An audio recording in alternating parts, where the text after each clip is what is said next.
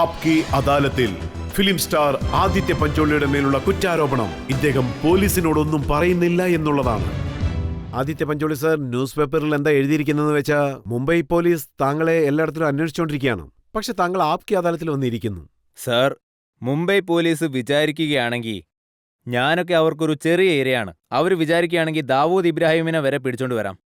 മുംബൈ പോലീസിന്റെ കയ്യിൽ നിന്ന് ആർക്കും അങ്ങനെ രക്ഷപ്പെടാൻ പറ്റില്ല. പോലീസ്, ലോകത്തുള്ള ഏത് പോലീസായാലും അങ്ങനെ ആർക്കും രക്ഷപ്പെടാൻ പറ്റില്ല. വിരൽ ഞൊടിക്കുന്ന സമയത്തിനുള്ളിൽ അവർക്ക് ഏത് കുറ്റവാളിയെയും പിടിച്ചുകൊണ്ടുവരാൻ സാധിക്കും. അതായത് ഇന്നത്തെ ന്യൂസ് പേപ്പറിൽ എന്താ എഴുതിയിരിക്കുന്നത് വെച്ചാൽ Aditya Pancholi crime branch police സ്റ്റേഷനിലേക്ക് പോയിരുന്നു. വണ്ടിയിൽ തന്നെ ഇരുന്നു. പുറത്ത് ധാരാളം മീഡിയക്കാരൊക്കെ ഉള്ളതുകൊണ്ട് അവരെയൊക്കെ കണ്ട് അദ്ദേഹം തിരിച്ചു പോയെന്ന് പറയുന്നു. ഞാൻ എന്തിന് പോലീസ് സ്റ്റേഷൻ പോകണം? എനിക്കൊരു ഫോൺ കോളും വന്നിട്ടില്ല, ഒരു സമനം വന്നിട്ടില്ല. എനിക്ക് കോൾ വന്നത് മീഡിയയുടെ അടുത്തുനിന്നാണ്. പുലർച്ചെ 5 മണി മുതൽ വിളിക്കുന്നുണ്ട്, എപ്പോഴാ പോലീസ് സ്റ്റേഷൻ പോകുന്നതെന്നും ചോദിച്ച്. ഞാൻ പറയും ഞാൻ എന്തിനാ പോലീസ് സ്റ്റേഷനിൽ പോകുന്നത്, എന്നെ ആരും വിളിച്ചിട്ടില്ലല്ലോ എന്ന്. പോലീസ് എന്നെ വിളിക്കാൻ എനിക്കും ആഗ്രഹമുണ്ടെന്ന് ഞാൻ പറയും. അവരെല്ലാം പരിഗണിച്ച് കൃത്യമായി നീതി നടപ്പിലാക്കണം, അത്രയേ ഉള്ളൂ. ഇനി അഥവാ ഞാൻ കുറ്റവാളി ആണെങ്കിൽ അവർക്ക് എന്നെ 100% ശിക്ഷിക്കാവുന്നതാണ്. കാരണം അതൊരു എക്സാമ്പിൾ സൃഷ്ടിക്കുകയാണ് നമ്മുടെ രാജ്യത്തെ എല്ലാവർക്കും മുൻപിൽ. അതുപോലെ യൂത്തും മനസ്സിലാക്കണം, ആരെങ്കിലും ഇങ്ങനെ കുറ്റം ചെയ്താൽ അവർക്ക് ശിക്ഷ കിട്ടുമെന്ന്. ഇനി അഥവാ ചെയ്തില്ലെങ്കിൽ, ഒരുപക്ഷെ ഞാൻ കുറ്റമൊന്നും ചെയ്തിട്ടില്ലെങ്കിൽ, ഞാൻ കുറ്റവാളി അല്ലെങ്കിൽ ഞാൻ പോലീസിനെ ഒരുപാട് ബഹുമാനിക്കുന്നുണ്ട്. അതേപോലെ പോലീസും എന്നെ ബഹുമാനിക്കണം. അവര് തുറന്നു പറയാൻ തയ്യാറാവണം എനിക്കും ഈ കേസിന് ഒരു ബന്ധവുമില്ലെന്ന്. താങ്കൾ ഇതിൽ ഇൻവോൾവ് ആയിട്ടില്ലെന്നാണ് പറയുന്നത്. അതുപോലെ താങ്കളുടെ മേൽ ആരോപിക്കപ്പെട്ട കുറ്റങ്ങളെല്ലാം താങ്കൾ നിഷേധിക്കുകയാണ്. പക്ഷേ കഴിഞ്ഞ ഒരാഴ്ചയായി തുടർന്ന് താങ്കൾ ന്യൂസ് പേപ്പറിലും TV ചാനലിലും ബ്രേക്കിംഗ് ന്യൂസായിട്ട് വരുന്നതിന്റെ കാരണം എന്താണെന്ന് വെച്ചാൽ, അതായത് ഈ കാരണങ്ങൾ കൊണ്ടാണ് താങ്കളെ ബ്രേക്കിംഗ് ന്യൂസായിട്ട് ഇടുന്നത്. സാർ, എനിക്ക് ഇത് വളരെ ഹ്യൂമിലിയേഷനായിട്ട് തോന്നുന്നു. സാർ, ഞാനിതുവരെ ഒരുപാട് കാര്യങ്ങൾ ചെയ്തിട്ടുണ്ട്. ഫിലിം ഇൻഡസ്ട്രിയിലേക്ക് വന്നതിന് ശേഷം ഒരുപാട് തെറ്റായ കാര്യങ്ങളും ചെയ്തിട്ടുണ്ട്. എല്ലാവരും അതൊക്കെ ചെയ്യാറുണ്ട്. സാർ, ഞങ്ങൾ പബ്ലിക്കിന് മുന്നിൽ നേക്കിഡാണ്. ഓക്കെ, എല്ലാം വളരെ നേക്കിഡാണ്. അതായത് ഞങ്ങൾ എന്ത് ചെയ്താലും, ഞങ്ങൾ തുമ്മിയാൽ, റെസ്റ്റോറൻറ്റിൽ വെച്ച് ഭക്ഷണം കഴിച്ചാൽ, അല്ലെങ്കിൽ ആരുമായിട്ടെങ്കിലും പ്രശ്നം ഉണ്ടാക്കിയാൽ, ആരെയെങ്കിലും പ്രണയിച്ചാൽ, ഭാര്യയുടെ കൂടെ പുറത്തു പോയാൽ, അല്ലെങ്കിൽ കുട്ടികളുടെ കൂടെ കളിച്ചാൽ, എല്ലാം ഫോട്ടോ സഹിതം പുറത്തു വരും. We are living in a world which is transparent. പക്ഷേ ഞങ്ങളെ ചൂണ്ടിക്കാണിച്ച് കുറ്റം പറയുന്നവർ സ്വയം ചിന്തിച്ചു നോക്കണം, നിങ്ങൾ നാക്കിഡാണോ അല്ലയോ എന്ന്. വസ്ത്രങ്ങൾക്കുള്ളിൽ എല്ലാവരും നാക്കിഡാണ്. ആരാണ് തെറ്റുകൾ ചെയ്യാത്തവർ? നോക്ക് സാർ, താങ്കളെ പറ്റി ഇങ്ങനെ ന്യൂസ് വന്നുകൊണ്ടിരിക്കുകയാണെങ്കിൽ അതിന്റെ പിന്നിൽ എന്തെങ്കിലും ഒരു കാരണം കാണില്ലേ? സാർ, അത് പിന്നെ പണ്ടുമുതലേ പ്രസ് എന്നെ പറ്റി ഇങ്ങനെ ഒരു ഇമേജ് ഉണ്ടാക്കിയിട്ടുള്ളതാണ്. ഞാനൊരു പഴയ സംഭവം പറയാം, ചിലപ്പോൾ കേട്ടാൽ നിങ്ങൾ അത്ഭുതപ്പെട്ടു പോകും. ഞാനൊരു ആംഗ്രി യങ്മാൻ ആയിട്ട് ഇരിക്കാൻ വേണ്ടി അവർ മനഃപൂർവ്വം ഇങ്ങനെയൊക്കെ ചെയ്യുകയാണ്. എന്നെ സ്ക്രീനിൽ അവർ ആംഗ്രി യങ്മാൻ ആയിട്ട് ഇരിക്കാൻ അനുവദിക്കുന്നില്ല, എന്നാൽ റിയൽ ലൈഫിൽ ആംഗ്രി യങ്മാൻ ആക്കിയിരിക്കുകയാണ്. ആംഗ്രി യങ്മാൻ ഇപ്പോൾ എവിടെ നിന്ന് എവിടം വരെ വന്നു നോക്കൂ. എൻ്റെ ഇപ്പോഴത്തെ അവസ്ഥ എന്താണെന്ന് നോക്കൂ.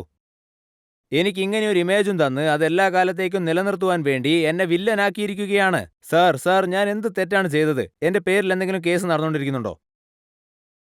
സാർ, താങ്കൾ തന്നെ പറയൂ, എൻ്റെ പേരിൽ ഏതെങ്കിലും കേസുണ്ടോ? ഈ നാർക്കോട്ടിക്സിനോ മറ്റോ ഞാൻ പിടിക്കപ്പെട്ടിട്ടുണ്ടോ? അത്തരത്തിൽ ഏതെങ്കിലും ഒരു കേസിൽ ഞാൻ ഇതുവരെ കുടുങ്ങിയിട്ടുണ്ടോ? ഞാൻ ഏതെങ്കിലും നിരപരാധിയായ, ഹെൽപ്ലെസ് ആയ ഏതെങ്കിലും മൃഗത്തെ ഇതുവരെ കൊന്നിട്ടുണ്ടോ? എൻ്റെ പേരിലുള്ള കേസ് എന്താണ്? പാർക്കിങ്ങിന്റെ പേരിൽ, അതിന്റെ പേരിൽ, ഇതിന്റെ പേരിൽ. ഇതൊക്കെ എല്ലാവർക്കും ഉള്ളതാണ്. ഒരു നോർമൽ പേഴ്സൺ ആകുമ്പോൾ ഉണ്ടാവുന്നതാണ്. സോ ഓരോ തവണയും വേറെ ആരെങ്കിലും വല്ലതും ചെയ്താൽ അതൊന്നും കുറ്റമല്ല, അവർ നിരപരാധിയാണ്, പാവമാണ്. അത് തന്നെ ആദിത്യ പഞ്ചോളി ചെയ്താലോ എന്നെ പിടിച്ച് ദാവൂദ് ഇബ്രാഹിമിന്റെ ലെവലിൽ കൊണ്ടുപോകും. നിയമത്തിന്റെ മുന്നിൽ എല്ലാവരും തുല്യമാണ് സാർ. നിയമത്തിന് മേലെയായിട്ട് ആരും തന്നെയില്ല. നിയമത്തിൽ എഴുതിയിരിക്കുന്നത് ഇതാണ്, അതായത് 1000 കുറ്റവാളികൾ രക്ഷപ്പെട്ടാലും ഒരു നിരപരാധി പോലും ശിക്ഷിക്കപ്പെടരുതെന്ന്. നിയമത്തിന്റെ ആദ്യ ഭാഗങ്ങളിലുള്ളതാണിത്. പക്ഷേ താങ്കൾ ഇപ്പോൾ പൊതുജനങ്ങളോട് എല്ലാ കാര്യങ്ങളും വിവരിക്കുന്നത് പോലെ താങ്കൾ പോലീസിലും പോയി പറയാമായിരുന്നല്ലോ. അതായത് സാർ, ഇവിടെ ഇപ്പോ താങ്കളുടെ കയ്യിൽ ലാത്തിയില്ല, പക്ഷേ പോലീസിന്റെ കയ്യിൽ അതുണ്ടല്ലോ. ഞാൻ പോലീസ് സ്റ്റേഷനിൽ പോയി ശബ്ദം ഉയർത്തി സംസാരിച്ച അവർ മറ്റൊരു കേസ് കൂടി എന്റെ തലയിലിട്ട് എന്നെ പിടിച്ച് അകത്താക്കും. പോലീസ് എപ്പോഴെങ്കിലും താങ്കളെ ഭീഷണിപ്പെടുത്തിയിട്ടുണ്ടോ? സാർ, ഞാൻ താങ്കളോടൊരു കാര്യം പറയാം. I cried after that. For 2 hours I cried. Sir, ഞാനൊരു IPS ഓഫീസറിന്റെ റൂമിലേക്ക് പോയി ഈ പാർക്കിംഗ് കേസുമായിട്ട് ബന്ധപ്പെട്ട്. തരുണം കേസല്ല, പാർക്കിംഗ് കേസുമായിട്ട് ബന്ധപ്പെട്ട് അദ്ദേഹത്തിന്റെ റൂമിലോട്ട് പോയി. He was wearing his colours. അദ്ദേഹത്തിന്റെ യൂണിഫോം ഇട്ടിരുന്നു. അദ്ദേഹത്തെ ഞാൻ അന്നും ഇന്നും എന്നും ഒരുപോലെ ബഹുമാനിക്കുന്നു. സാർ, ഞാൻ അദ്ദേഹത്തോട് പോയി പറഞ്ഞു, എൻ്റെ പേര് ആദിത്യ പഞ്ചോളി, എനിക്ക് തെറ്റുപറ്റി, എന്നോട് ക്ഷമിക്കണം. ദയവ് ചെയ്ത് അങ്ങയുടെ ഓഫീസിൽ വെച്ച് കോംപ്രമൈസ് സംസാരിച്ച് എന്നെ മാപ്പാക്കി വിടണം. ഒരുപക്ഷെ ഞാൻ അവരെ കാണാൻ പോയാൽ അവർ എനിക്ക് മേൽ കുറ്റം ചുമത്താം. അതിനുശേഷം എഗെയിൻ ഐ റിപ്പീറ്റ്, ആരുടെ കൂടെയാണോ പ്രശ്നം ഉണ്ടായത്, പ്രതീക്, അദ്ദേഹം നല്ല ഫാമിലിയിൽ നിന്നുള്ള ആളാണ്. സാർ, അന്ന് അദ്ദേഹം എന്നോട് പല്ല് കടിച്ചുകൊണ്ട് എന്താ പറഞ്ഞതെന്നറിയോ? അദ്ദേഹം എന്നോട് പറഞ്ഞു, നീ വലിയ ദാദാഗിരി പണിയാ ചെയ്യുന്നതെന്ന്. ഞാൻ ചോദിച്ചു സാർ ഞാൻ എന്താ ചെയ്തതെന്ന്. ഞാൻ എന്താ ചെയ്തത്? നീ എന്താ ചെയ്തതെന്ന് ഞാൻ പറയട്ടെ എന്ന് ചോദിച്ചു. അപ്പം ഞാൻ പറഞ്ഞു ആ പറയ് സാറേ എന്ന്. അങ്ങനെയാണോ? അപ്പോൾ അദ്ദേഹം പറഞ്ഞു mister Aditya Pancholi, you are a drug dealer. U are dealing in narcotics.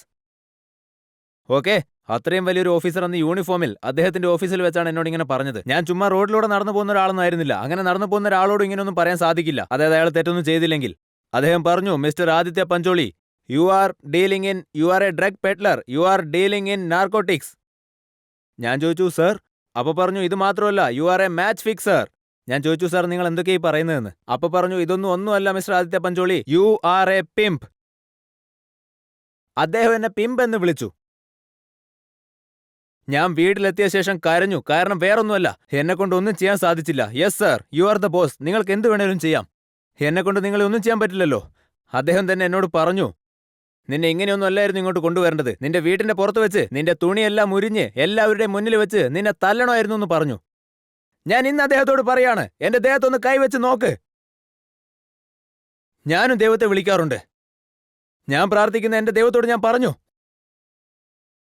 എനിക്ക് ആപ്കി അദാലത്തിലേക്ക് വരണമെന്ന്, ശിക്ഷിക്കണമെങ്കിൽ നിങ്ങൾ എന്നെ ശിക്ഷിച്ചോളൂ എന്ന്, ഈ മലിനമായ നീതിപീഠത്തിലേക്ക് എന്നെ അയക്കരുതെന്നും പറഞ്ഞു.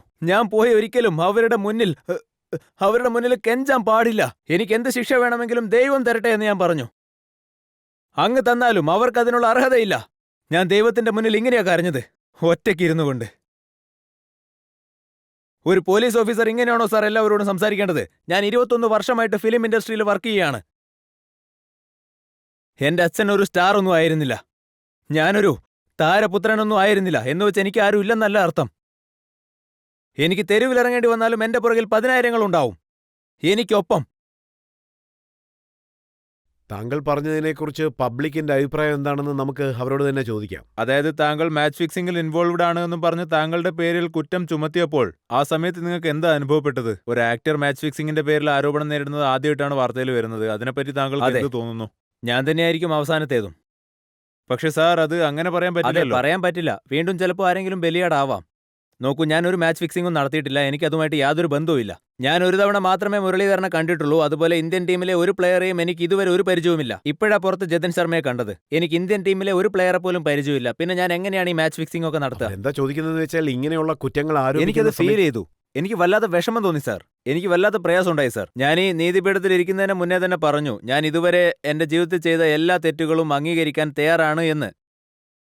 പക്ഷേ ഞാൻ ചെയ്യാത്ത തെറ്റൊരിക്കലും ഞാൻ അംഗീകരിക്കുകയുമില്ല, അതിനോട് ക്ഷമിക്കുകയുമില്ല.